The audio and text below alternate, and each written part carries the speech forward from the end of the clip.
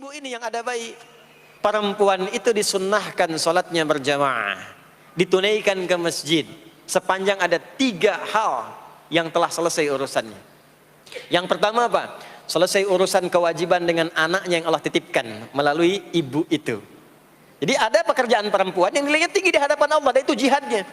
Nilainya tinggi dan lebih tinggi dibandingkan dengan seorang anak yang berjihad, berjuang di secara militer. Bahkan nanti ada kisah di Al-Adabul Mufrad karya Al-Imam Al-Bukhari, seorang anak muda sudah ke medan perang. Lalu sahabatnya mengadukan kepada Rasulullah, "Ya Rasulullah sallallahu alaihi wasallam, si fulan ibunya sedang menangis sekarang. Menangis si fulan yang pergi berangkat ke medan perang itu." Kata Nabi, "Panggil dulu dia sini." Begitu datang, kata Nabi, "Irji', pulang ke ibumu, buat ibumu tertawa seperti engkau membuatnya menangis. Jihad dulu dengan berbakti kepada ibumu, baru engkau berangkat." Makanya nanti di hadis lain disebutkan ibu 3 kali. Ummak, ummak, ummak, thumma abak. Ya, man abar ya Rasulullah, kepada siapa aku berbuat baik? Kata Nabi, ibumu. Nabi, ibumu. Siapa lagi? Kata Nabi, ibumu. Sampai 3 kali. Thumma abak, baru bapakmu. Ada anak SD pulang dari madrasah, belajar hadis ini, ditanya oleh bapaknya, "Nak, belajar apa?" Hadis Nabi. "Apa itu? Kepada siapa berbuat baik?" Jawab Nabi, "Apa? Ibumu." Lalu apa? Ibumu. Lalu apa? Ibumu. Lalu apa? Bapakmu. Berapa kali ibu disebutkan? 3 kali. Bapak berapa? Sekali. Coba kasih tahu ibumu yang ada di dapur, ibu disebutkan 3 kali, bapak sekali. Dia berangkat. Jadi 3 kali. Kenapa 3 kali disebutkan? Konfirmasi ditafsir oleh Sayyidina Ali bin Abi Thalib karamahullah wajah. Kata Sayyidina Ali, dan beliau jenius, termasuk jenius matematika. Sayyidina Ali bin Abi Thalib buka kitab namanya Al-Jawahir karya Syekh Tantawi Jauhari. Di kitab jilid yang terakhir itu ada tentang kejeniusan Sayyidina Ali yang memecahkan masalah matematika dengan pendekatan Al-Quran. Saya balik ke yang tadi.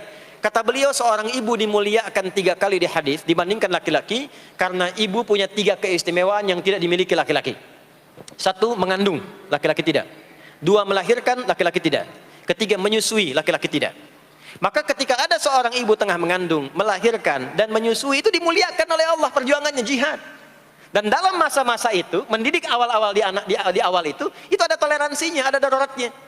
Jadi kalau anak menangis butuh perhatian, dan itu bagian dari kewajiban, jangan dipaksakan kemudian, mohon maaf, tinggal dulu, berangkat dulu ke masjid, pulang lagi, anak dalam keadaan haus, tertinggal, jauh dari kasih sayang, itu nanti bisa berhukum dosa di dalamnya.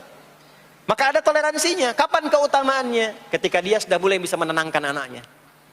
Ya, tenangkan, selesai, dia tunaikan sholatnya. Dan itulah waktu sholat yang ideal bagi seorang ibu yang punya kebutuhan di dalamnya. Kedua, bila aman dari fitnah di jalan. Ketiga, bila ada space-nya untuk perempuan. Kalau itu terpenuhi 3-tiganya, maka silahkan berangkat ke masjid. Tapi kalau tidak ada satu di antara 3 itu, jangan paksakan. Maka keutamaannya adalah di rumahnya. Maka sama nilainya dengan yang ke masjid. Hadisnya sahih. Hadisnya sahih.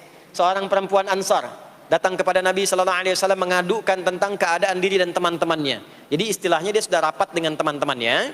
Tolong tanyain dong sama Nabi, enak banget jadi laki-laki, ke masjid bebas, jihad bebas, haji bebas tanpa mahram. Tanyain dong. Maka diutuslah seorang perempuan mewakili teman-temannya itu. Maka ketika mengadu kepada Nabi, kata Nabi, sampaikan pada teman-temanmu itu. Bingung perempuan itu, karena nggak pernah cerita kalau dia diutus. Kata Nabi, sampaikan pada teman-temanmu itu apa yang dilakukan oleh laki-laki, suami-suamimu di luar rumah, sepanjang engkau ridha dan engkau punya tanggungan mengerjakan di dalam itu. Kama qala Rasulullah SAW, maka apa yang dikerjakan suami di luar rumah, engkau mendapatkan pahala yang sama tanpa dikurangi sedikit pun. Suami ke masjid, sholat subuh berjamaah, ibu tidak memungkinkan keluar karena ada tanggungan, disiapkan keperluan suami, berangkat, titip ridhonya, minta didoakan kepada Allah. Itu pahala suami sholat di masjid, ibu mendapatkan yang sama tanpa dikurangi sedikit pun. Ya. Dan lebih dahsyat lagi hadis yang lain, riwayat Abu Hurairah. Idza maridal abdu, atau kama qala Rasulullah sallallahu alaihi wasallam.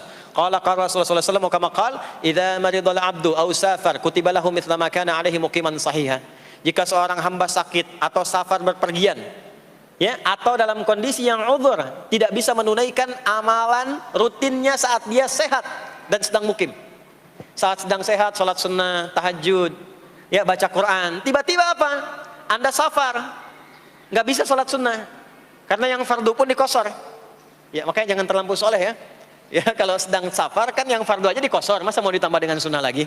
Walaupun tidak dilarang, gitu kan? Walaupun tidak dilarang. Anda biasa puasa sunnah Senin, karena safar Anda buka. Itu karena kebiasaan Anda menunaikan puasa. Saat safar tidak puasa, pahala puasa tetap diberikan sempurna walaupun tidak puasa. Hadis sahih. Berbahagialah seorang ibu.